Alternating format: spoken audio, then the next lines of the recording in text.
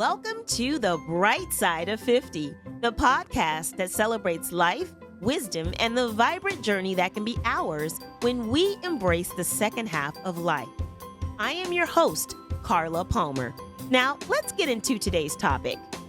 Hey, welcome to The Bright Side of 50 with Carla Palmer. It has been so long since I've said that. It's been a while since I've connected with you guys. And I've missed you. So I said that in a video that I made a couple of days ago. I said I'd missed you guys. I had missed podcasting. And it's true, I have. And I'm sorry. I'm sorry that I left. And I want to come back. And I want to I want to commit to at least one episode a month. And I want to talk about, something that's going on in my life that I feel will be helpful to you. So where have I been? What have I been doing? So I have been working. I have been working. I work in nonprofit. I work in the nonprofit space. I'm a director of development for a local nonprofit here in Los Angeles. And I have big goals every year that increase as a fundraiser. A director of development, raises funds for the organization, but you also have to create the strategy, the how you're going to raise the funds, how you're going to acquire new donors, how you're going to steward the donors that you acquire, all the things. And I do an annual gala. And so I've just been really busy trying to achieve these goals because, in the nonprofit space, in the fundraising space, in the nonprofit world, it feels like you're only as good as your last achievement. So every year I have to raise over $1 million. This year, my goal is $1.2 million. And I raise those funds through individual giving, events, and corporate donors. And then I have a counterpart, another director who raises funds through grants and foundations. And so what I've been doing is just trying to reach my goals. And by the grace of God, God and I, we're such a good team. I have been able to achieve those goals every year. But last year I just had to take a break because I just needed to focus on those specific goals. And I'm back now. Like I said, I want to come back. I want to ease back into it. I won't ease back into this with guests. I will ease back into it as a solo podcast or solo episodes because it's easier. With the guest, I had to wait to see who could come on. I had to, sync schedules with their schedule. And then there were times that people did not show up when they said they were going to show up. I was really disappointed in that. There was actually one lady that I invited to be a guest on the podcast. We met, we talked about it. We knew what the topic was going to be. I sent her the questions. She didn't show up for the day that we were supposed to record. And then I sent her an email just to remind her. She said, I think she said she forgot. And that was it. And this was another person who actually has a podcast too. So not only did she basically just say, hey, I forgot, never mind. She never said she was sorry and she never rescheduled. It was the strangest thing. So after that, I think I had a couple more guests and then I just decided I was going to do the podcast episodes myself. So it was just better that way. And I know y'all like the guests and I know, you guys probably would love to hear different things from different people, but I hope that I will be enough. Sorry. Let me get some water. I don't know what happened. I wasn't about to cry. I don't know what happened. It sounded like I was about to cry. I wasn't about to cry. But my hope is that I will be enough for you and you won't desire to hear from other people because what I talk about in my experiences will be something that you all can relate to. So what else have I been doing since I have been not podcasting? I've been spending a lot of time on the weekends with myself, focusing on reading more. I've read a couple great books, actually a few. It's been over a year since I've done an episode. So I've read a few really good books, some great novels, and really taking the time to relax and recharge on the weekend. And that's been wonderful. And when I was podcasting, of course, on the weekends was when I had time to record the episodes with or without a guest, edit them, get the, the little segments out for marketing. And it was like my whole weekend was taken up by that. And so when Monday came, I felt like I was tired. I felt like I didn't have the energy that I should have had because I wasn't resting on the weekends. So now, I've been taking myself to the beach, taking myself to the park, hiking, and you swimming.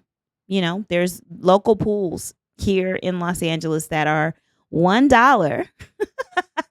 $1 for people over 50. You can enter for $1, and it's the whole summer. And it's just lovely. I go by myself. I spend hours at the pool, and I'm not the greatest swimmer. I can swim, but I'm not like a lap swimmer. I don't do laps in the pool. One of these days I will get there. I will probably take some lessons so that I can swim better and further distance. Like I can swim from one end to the next, but I wouldn't be able to do the training and the exercise that I'd want to do to actually get in the pool and do some fitness. Like that's the goal at this point because it's really good on your body. It's not like running. I really miss running, but the running was just being really hard on my body. And I can't do that the way that I used to. And so what I would love to be able to do is to do some swimming laps on a regular basis. So I've been doing that, and it's been wonderful. And I've felt like Mondays, while I often still dread Mondays, just because I've been working since I was 15 and I would love to retire. I just can't at this time, but Mondays are not as difficult as they used to be when I was taking so much time every single weekend with the podcast. So that's what I've been doing.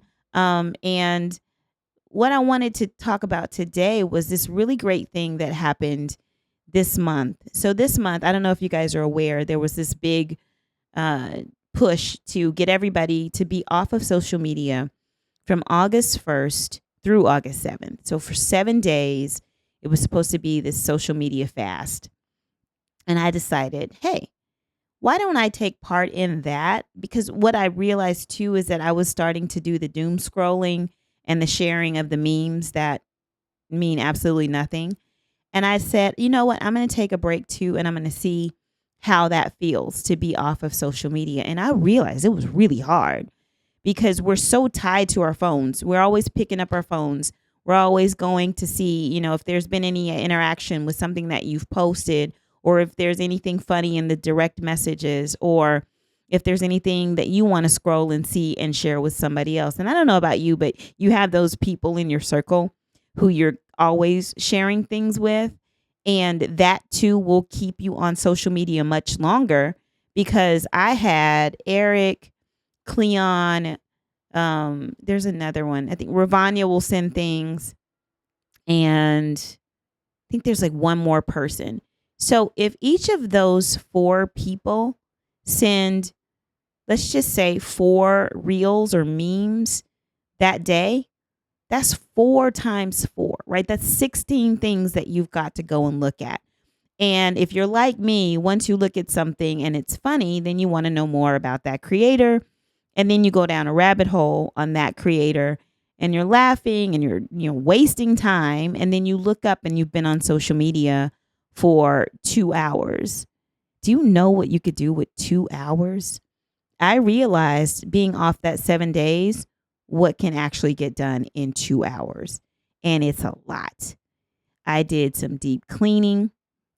I did lots of like walking outside and like really taking in nature. I spent more time with my plants. And for those of you who don't know, I've got about 60, 65 plants inside and outside. On my balcony, I've got some on my other balcony. I've got some in my bedroom. All throughout my house, I've got plants. And so when I was off of social media, I got time to really focus on the leaves and look at the soil. And it was really therapeutic. And so I really enjoyed that. And when you're on social media and you're scrolling and you're wasting time, then you don't have that extra time to do the extra love and care and therapeutic activities that bless your soul much more than scrolling on social media. The biggest thing that I did, though, when I was off of social media these 7 days, is I signed up for a financial literacy like webinar that's happening on the 12th of this month. It's this week. So I signed up for this webinar, but in preparation for the webinar, I was like, you know what? Do you know where all of your money is? And that's not that I have a ton of money, but do you know where all of your money is? Do you know what's in those actual accounts? Do you know where everything is? What's the password for all of those accounts? Where are those accounts invested? And what is your total net worth? You should know that. And I realized that I didn't really know that. I had a sense, but I didn't know for sure. And so in preparation for this webinar, I went and I looked at all of my accounts. Sometimes I didn't have, the logins, and I had to like create new ones. I had to talk to HR about something and get a login access to something else. And so I realized that you haven't really been focused on this as much as you should. And you really should be focused on it at your age. In October, I will turn 55. And I should know. I should know what my net worth is. I should know what I should be doing with my money. I should know where my money is invested, what money market accounts, what, ETFs, like where is your money invested and how is it growing? And should it be growing more in those vehicles that it's invested in? And what can you do with your current income? And what is the strategy for your current income? And I do operate from a budget. When I get paid, I have a budget that I create with the new, money that I have coming in from my paycheck, and I allocate it to certain line items. But what I realized is that I should have been putting more money into my investment accounts or even my high yield savings account, right? And so I realized that when I was off of social media for those 7 days and I did this assessment and realize that there are some places where you definitely, Carla, need to cut back. Some places where you could allocate additional funds to different places where your money could grow eventually with compounded interest. It could grow exponentially, but it's not going to be able to do that if you keep creating this same budget that allows you to have a little bit too much freedom with money that should be working for you in other places. And so had I not taken that 7 days off of social media and really did this deep dive that took a very long time and took a very long time to do this deep dive. And I had also let my shredding papers that I needed to shred pile up for about a month because I had time for social media, but I didn't have time to take care of my business.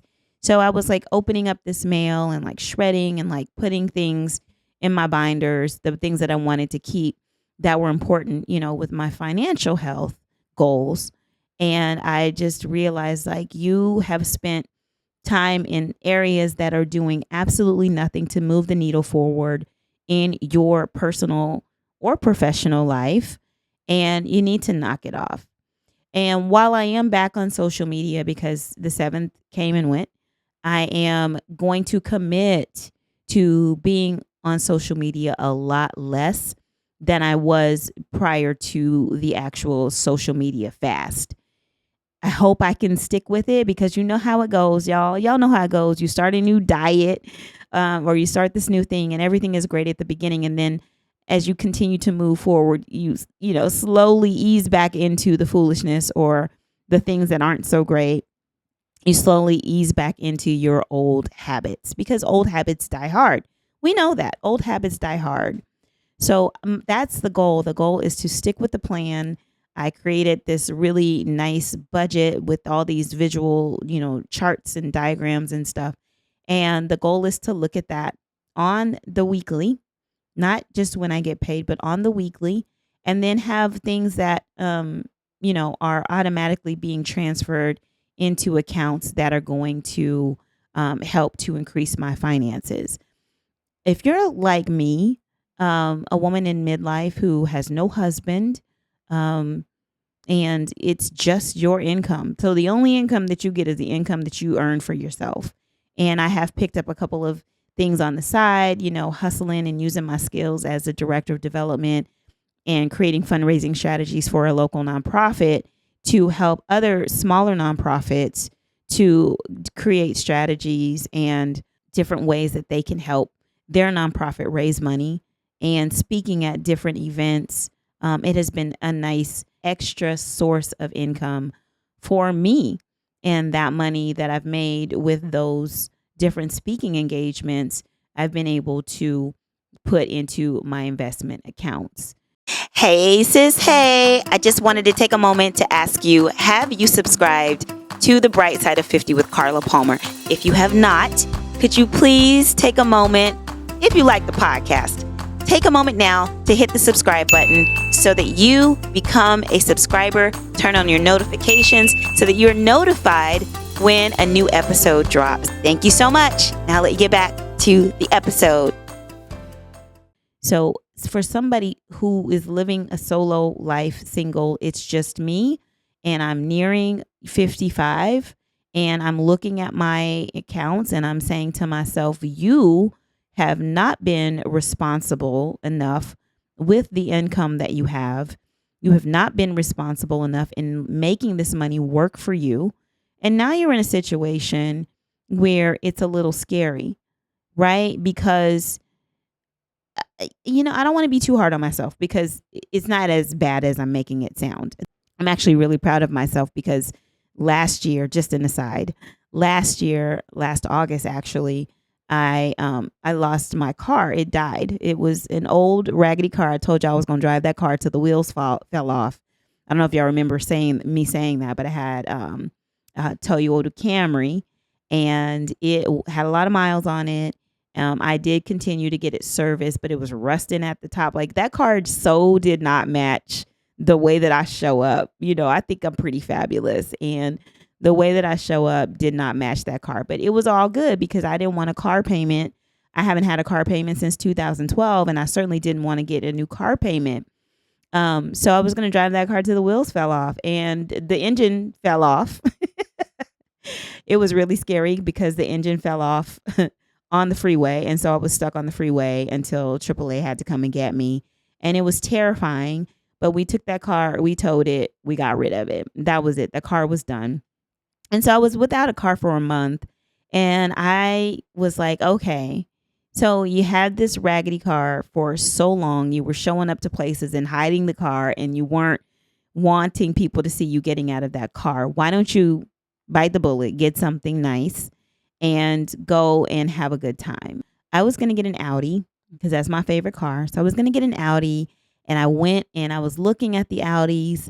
And there was a lady that I had met at a conference years ago. She's so wonderful. I reached out to her and I said, you work at an Audi car dealership. I really want to have a consultation with you, because she was doing these consultations. So I had a consultation with her about this car buying experience that I was about to get myself into. And I shared with her what my income was. And she was very honest with what that would look like to go and get an Audi. She talked about the process of purchasing one. She talked about the repairs and how much those cost.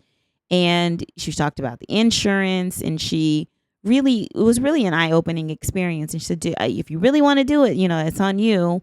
Do what you want. But I want to tell you, you really should think this through. If this is something that you want to get into, whether it's a lease or a purchase, cars depreciate. That's what they do. So yes, you deserve all the wonderful things, but is this something that you really want to get involved in? And so I decided after that consultation, which was so good, I'm so glad that I did that consultation. I decided that I didn't want to do that. And I'm sharing this story because I was so proud of myself that I had money that I could go and just purchase a used vehicle. So what I did was I went and I looked and found a car.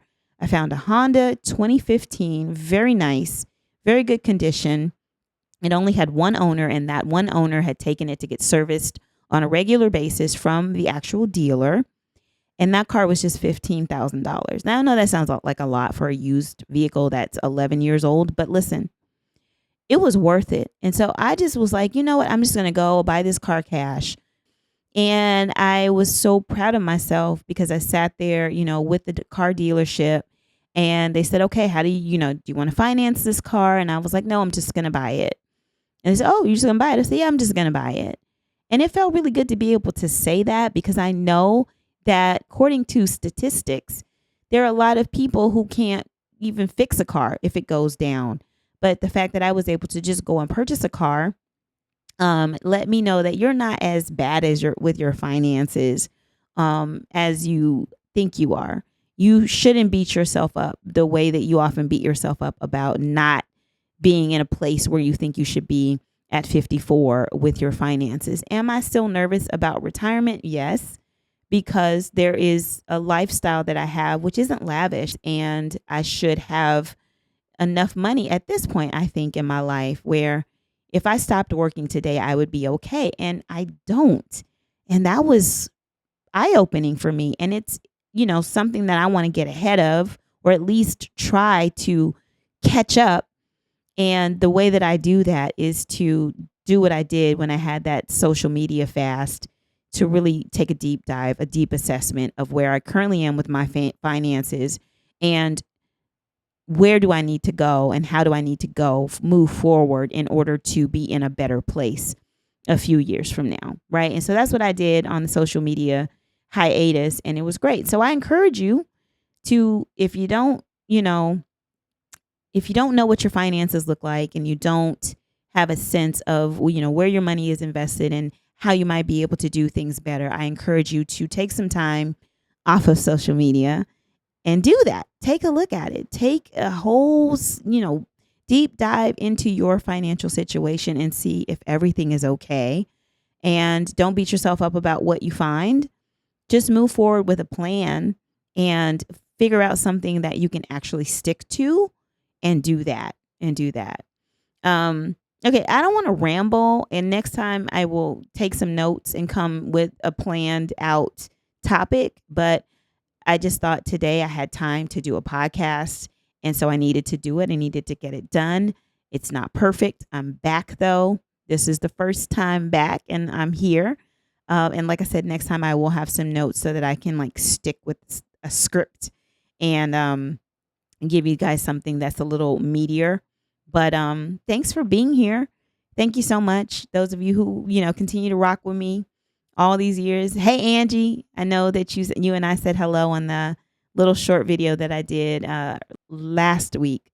And I appreciate, you rocking with me for over a decade. And yeah.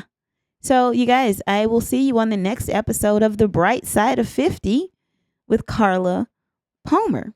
All right. Take care, guys. Bye-bye.